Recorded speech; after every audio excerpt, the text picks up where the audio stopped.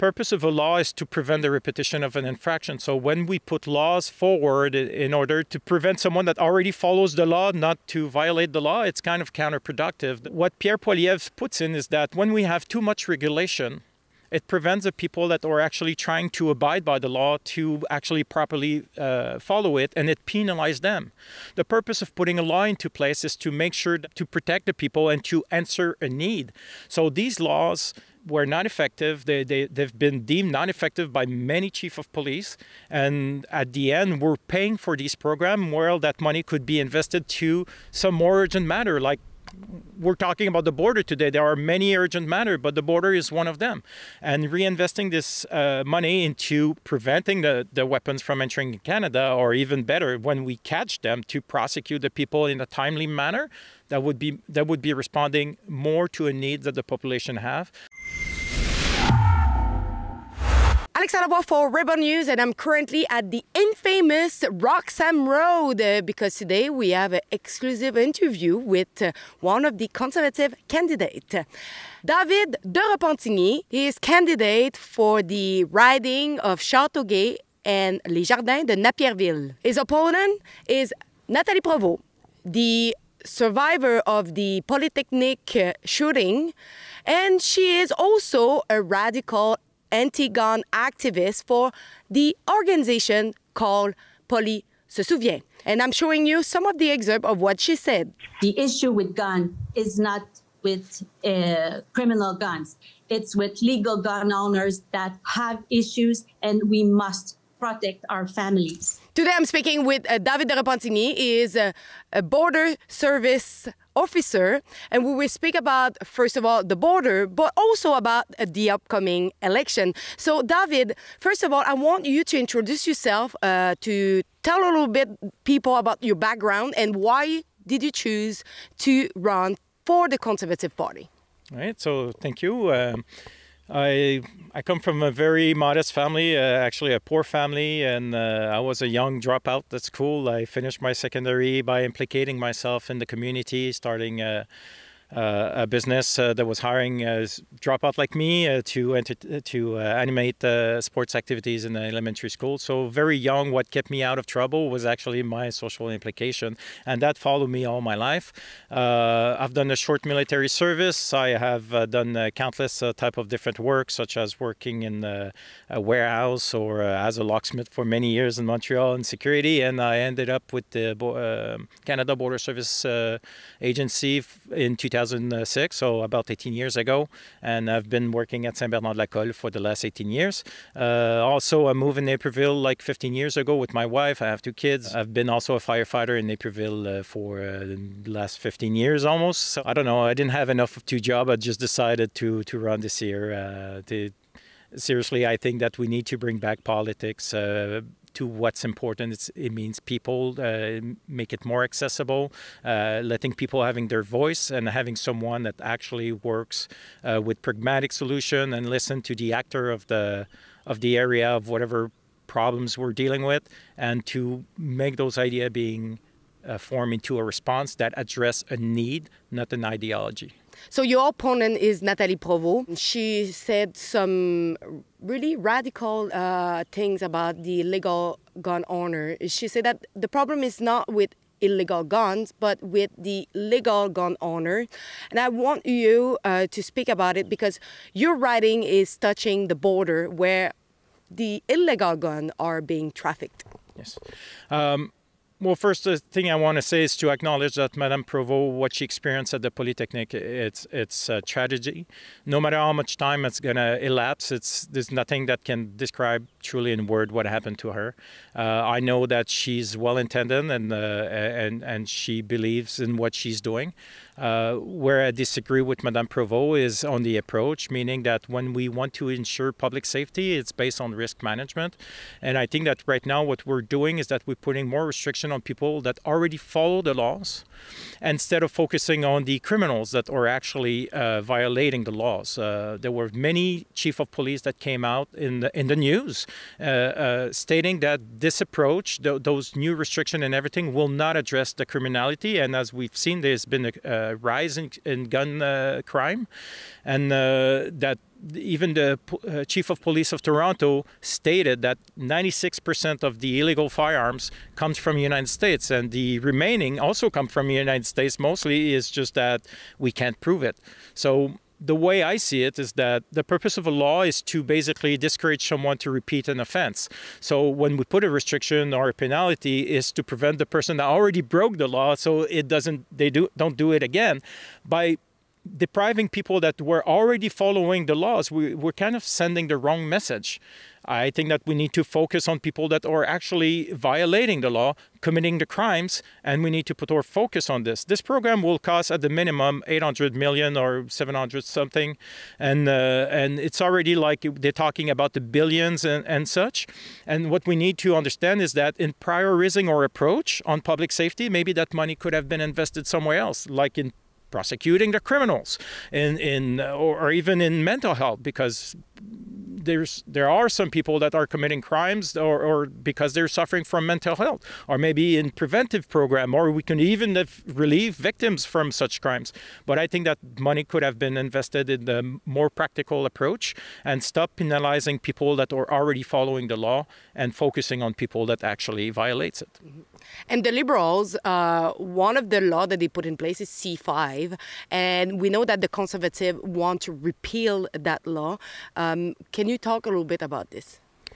Well, that's exactly what I'm saying, is that the purpose of a law is to prevent the repetition of an infraction. So when we put laws forward in order to prevent someone that already follows the law not to violate the law, it's kind of counterproductive. What Pierre Poilievre puts in is that when we have too much regulation, it prevents the people that are actually trying to abide by the law to actually properly follow it, and it penalizes them. The purpose of putting a law into place is to make sure to protect the people and to answer a need. So these laws were not effective. They've been deemed not effective by many chief of police. And at the end, we're paying for these programs where that money could be invested to some more urgent matter, like we're talking about the border today. There are many urgent matters, but the border is one of them. And reinvesting this money into preventing the weapons from entering Canada, or even better, when we catch them, to prosecute the people in a timely manner, that would be responding more to a need that the population have than speculating on banning 22 rifle caliber that are not military weapon. Mm-hmm. And so you worked at the border during the crisis that we saw in 2017 and more until now, today. What you can tell us about what happened during the Roxham Road time? What was your challenge as a border service officer and for the RCMP as well? Well, what happened is that we already have laws into place, and this crisis could have been managed very more efficiently. At least it's the opinion of many border officers, and I won't be pretending I speak to all of them, but I know from the discussion that we're running in different offices, a lot of us feel that way. What happened is that, like I mentioned, the law is always there to respond to a need. And one of the purposes of the Immigration Act is to protect our economy and to protect our culture. This is written into the Immigration Act itself. When the people, they move through the border here, we had tools in order to deal with them in a more timely manner, meaning that if the minister had declared an irregular immigration movement, which is under Section 55, we could have detained them, and that order from the minister is given when we cannot, or it's most likely that we will not be able to proceed with the request in a timely manner, which was the case. We used to have like 3 months, 6 months to deal with the case of someone that claims asylum in Canada, and now we're like up to 3 years, 4 years, and some cases don't even make to the immigration section, because in between people are able to change their status, and then they regulate their status in Canada. But in the end, the offense they committed entering in Canada was never evaluated if the reason why they did it was sufficient enough. So we don't know if they're real refugee or not, because we never went to study their case. It's not all of them, but I had some of those cases that ended up in my hand while they were requesting a Nexus card, so I know for a fact that they exist. Also, what we need to understand is that by doing so, we would have been able to return a lot of them, and by doing so, it would have sent a strong signal that if you want to request refugee in Canada, do it properly. If you wanted to use a loophole, well, you're not going to be advantaged. Right now, it's harder to immigrate in Canada by the legal ways than coming through the woods. So it's not a good signal we're sending to people. Again, we're penalizing the people that abide by the law, and the people that actually don't really respect the law, we give them what they want. What I want to say on this is that by tweeting that everybody is going to be welcome in Canada, we encourage a mass movement to enter in Canada in an illegal manner, which is very, it's amazing that we don't put more emphasis than this, because our own Prime Minister invited people to violate our immigration law. And by doing so, whenever we create a mass movement like this, well, organized crime is always going to be around and sniffing the profits and everything. So there was a movement of criminal organization that infiltrate that movement and basically try to control people, and they use it to actually abuse of people. So it's not the immigrant that's a problem. It's the way we manage our immigration that was a problem. Now, there's a very easy principle when we intervene in any kind of emergency situation, is that we don't put the person that intervened into risk. We don't want to have two victims where we only had one in the beginning. That's basically what we did. By accepting people over our capacity and losing control of our immigration, what we did is that we depleted the resources of this country. It's not the sole reason why we're in this mess today. I mean, 10 years of Liberal really didn't help. But about specifically the immigration that happened here in Roxham Road, what happened is that we depleted our resources, and now it's very hard for us to not only answer the needs of the people that comes over here, but to answer the needs of our own population. So it's really like we put that first responder into a risky situation. Now we have two victims instead of one. So this could have been prevented just by following the laws we already had in place. That political interference didn't help anyone. Right now, another consequence that people don't see really, and it's because it created more delays, because we overuse our capacity. We went way over our capacity to deal with. It created immense delay. Pandemic didn't help, but it creates immense delay. So somebody that wants to immigrate, or I have a lot of farmers over here that hires like seasonal workers, right, from other countries. And somebody told me recently, I need to apply now for somebody I'm going to hire in 2026. Well, it used to take like 3 months. At the border, we used to issue a permit within 20 minutes. So how come these people that comes on a regular basis, it takes like 16 months and more to give them their permit? Well, it's because we really went all the way to go over our capacity, and now we're living the consequences of it. Did you ever address, as a border service officer, the problem that we had with not only the taxi driver driving people directly to our border, but also the border officer from the U.S.? Oh, that's been addressed many times. We've seen them on cameras. We see them sometimes. It's Border Patrol. They have two different units. They have like a CBP, which is the officer you're going to see in the booth when you cross the United States, and they have Border Patrol, the one that are patrolling between port of entries. What I would say is that we have many instances where we caught on camera a vehicle from Border Patrol dropping people on the highway. I've not witnessed myself, but I've been told they've seen it here too. Yes, we have addressed this to our management many times, but where that dossier is at right now, I wouldn't be able to say. But yes, this was noted and put forward by many officers, and even the union talked about it. So we know that right now we are still in a crisis at the border, not just at the legal port of entry, because we know that there is a rising arrival of people from the U.S. But I spoke with people living at the border, and what they said is, yes, they see right now an increase of illegal crossing on their property. What you can tell about the current situation at the border? When we changed the Safe Third Country Agreement, which was the reason why people were claiming here, is because they wanted to claim in Canada, and what I was talking about, the irregular immigration movement would have helped us to address this, so we would have been able to return them to the United States. But what happens is that when they modify it, they put a clause into it that within 14 days, we can still return them to the United States. So now the game for criminal organization is to offer all-included services. So people pay a fortune for it. And what they do is that they smuggle them in Canada and they hide them for 14 days. At least that's what their promises. But they're organized crime. They're not bound by any laws or regulation.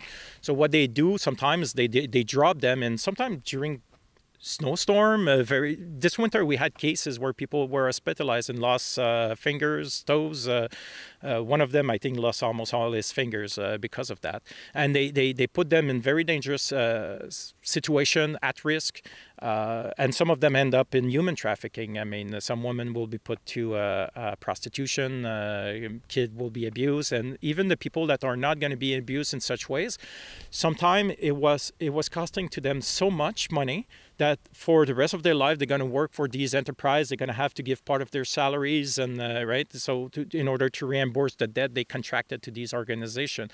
It's not all of them that operates this way, but we know that it happens, and we kind of encourage this when we decided that Orlo were not to be respected in the way they're supposed to. When we tweeted that it's okay to violate the Immigration Act, because every asylum at the border here start with a violation to the Immigration Act. Just recently, the Liberals have announced that now they are increasing the manpower at the border. We saw just a couple of minutes ago the helicopter, the black car. We know also there is drone, camera, etc. But do you really believe that we have enough power and the resources at our border right now? And do you think the Conservative Party can do better? Well, yes and no and yes. So basically what I would say is that CBSA often have been shorthanded staff-wise. But also we have a very, very large management unit. So meaning that a lot of resources have been put in the last years in growing our management team. But people on the ground, we don't have more people on the ground. We don't have less boots on the ground, or very few boots on the ground for the amount of manager that we have. And the problem is that what I find ironic is that with all these difficulties, every time like border officer union like rang the bell saying like we need more resource, this needs to be addressed, nothing was done. And then there's an election coming. Suddenly conservative, what we said for years, and I remember I spoke about this with Mr. Poiliev 3 years ago. Not everything that he announced it, but part of it I spoke with him, and I can see that what I told him, he did listen, because his plan is to increase the number of border officers. He has a target of 2,000 additional border officers to enlarge our mandate. I remember telling him that we were confined in our sandbox, even though we had the power to step outside to intercept people in a reasonable amount of time. We had these powers, but our management was still refusing for us to apply this part of our mandate. And that's it. So yes, I think a conservative government will do a way better job, because it's focused on the expertise that's comes from the floor, to listen and to see, okay, we have this need, how can we address it? I think a conservative government will definitely do a better job than what was done, because what was done was based on appearances, on ideology, as opposed to answering a need to the population. We pretend we're answering a need to the population, but the result just ain't there. And the Black Hawk helicopter, I find that very ironic, because this is something that I spoke with helicopter pilot. I was giving them a Nexus interview at some point, and he was sharing with me that they don't have that much hours of flight. They need to have more hours of flight, and we lose good pilot in our Canadian military. And Pierre, I never spoke of that with Pierre, but Pierre's said like a year ago, it's like we will use the Black Hawk helicopter we have, instead of buying like a new brand fleet of helicopter and spending, like we will use what we have. We're going to combine force, and we're going to assure a better surveillance of the border, and by enlarging our people. So the solution that was brought by the Conservative were concrete. We're focused on what can be achievable in a reasonable budget. And right now, well, we see that the Liberals are it's the election, so let's copy the good ideas the opponent had until we win those elections. After that, we don't know what's going to happen. One of the big issues we have also, it's at the airport. We know that during the reform of the Third Safe Country Agreement, they also lift the restriction on visas, bringing a lot of people to turn themselves afterwards as refugee. First of all, what do you plan to do with the Conservative Party to rectify this situation? And why there is nobody really doing something regarding that situation? Or if there is, we didn't heard about it. That's a good question, and I won't pretend I know all the answer to what you just asked, but because there's multiple sides to that question. But what I'm going to say is this. When we came back from the pandemic, we had a lot of backlogs. And obviously, some people try a creative approach, or they try to maybe try a new approach. And I know AI was introduced to process a case that could be easily processed. But what we realized is that a lot of visas were granted that traditional visa officer would not have granted. The purpose when we do risk assessment, because this is the purpose of a visa, is to make a risk assessment. Is this person's going to be really a visitor? Is he really a student?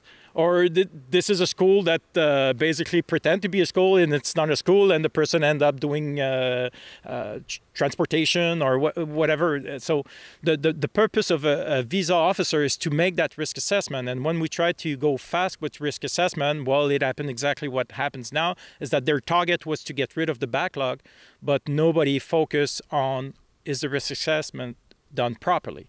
Now, what happened is that we realized that risk assessment were not necessarily done properly. It's okay. What are they doing about it? I wouldn't pretend I know. But I know that it has been identified. Even our officer here, I know some of my colleagues were working on that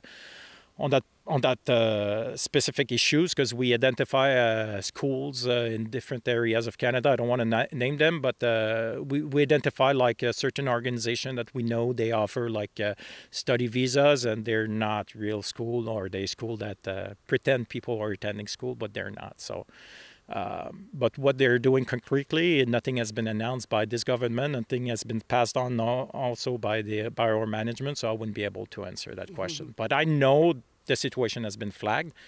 Where they're at with, I wouldn't be able to venture.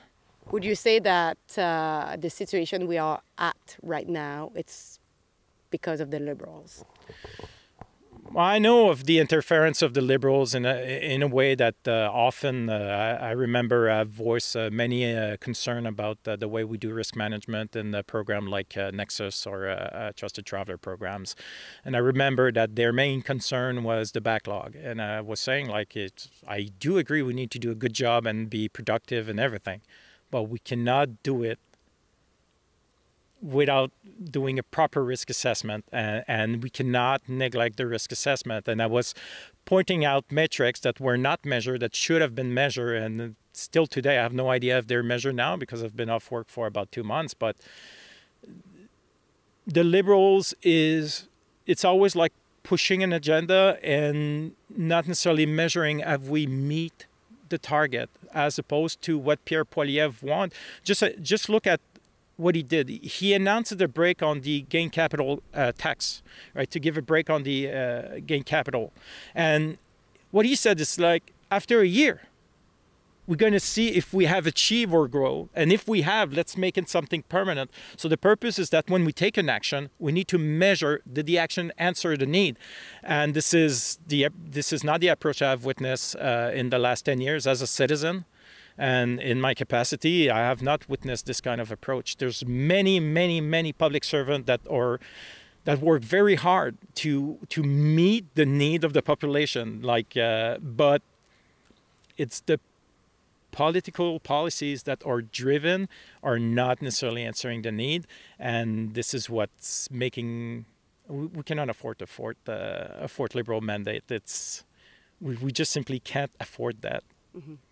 And the last speech is for you. Why the people in the riding of Châteauguay, les Jardins-de-Napierville, should vote for you?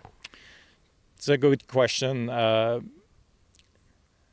invite anyone first to read the politics of the Conservative. I'm someone that don't blindly have an allegiance. I don't have an allegiance to the party. I started my candidate interview saying that the candidate represent the riding, not the party. The party is an alignment of force. It's a coalition of force, but The candidate represents the riding, the people who voted for him, the people who didn't vote for him.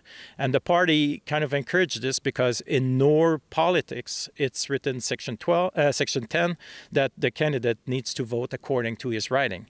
So this means that I'm a candidate that will represent what people want, not what I think is the right way or everything. Is that I will listen to what people need and I will work with them to build a solution so we can have in our riding the need. I'm someone also that strongly believe that power comes from the base, not from the top. So I will be there to defend what's necessary, what's important for the people of the riding. And I will definitely I always dive 110% in everything that I do. So it's impossible for me to know everything. So we need to be able to rely and communicate and open a good communication with the different actors of the different industry and to answer the need of that industry so people can have a job, can have a home, can have, right? And I will definitely make sure that we don't punish people that are actually try to do the right thing and focus on the criminality. Like my friend over here that I met like a few days ago that told me about his home invasion. I mean, that person who invaded his home had done it on several occasions, had invaded several homes. We need to have someone that has a head on his shoulder and will focus on the people that are actually committing the crime, making sure to prevent the repetition of the infraction and understand these things to protect the population. And especially because you have been working in your own riding. I'm very sensitive. I'm very sensitive about and informed about the reality of the border. And obviously, I know it's a preoccupation. We have left, front, center preoccupation with what's happening in the United States. But I definitely understand. And obviously, I want to work hard for the riding, and I want to also implicate myself in the table on Ottawa to help to bring those immigration policy and regulation to make sure that they answer what people need. And with my background, it would be a tremendous help to defend the interests of these people. Like Pierre wants to eliminate the federal level for the work permit and study permit and give all the powers to Quebec. This is what decentralization look like, is that region know their needs and to give the power to the region to answer their needs. Well, if you vote for me, you're going to be supporting that kind of initiative that really put back the power into your hand and give your local authorities the power to actually answer these needs. And this is what I want to do. I want to make sure that people here, their needs are being answered, and they're being answered not just by beautiful speech, but by actually practical act and yeah. We are at Ribbon News following the campaign really closely, and if you want to follow it too, you can do so at campaign2025.com. And on this website, not only you can get informed, but you can chip in to help our journalism.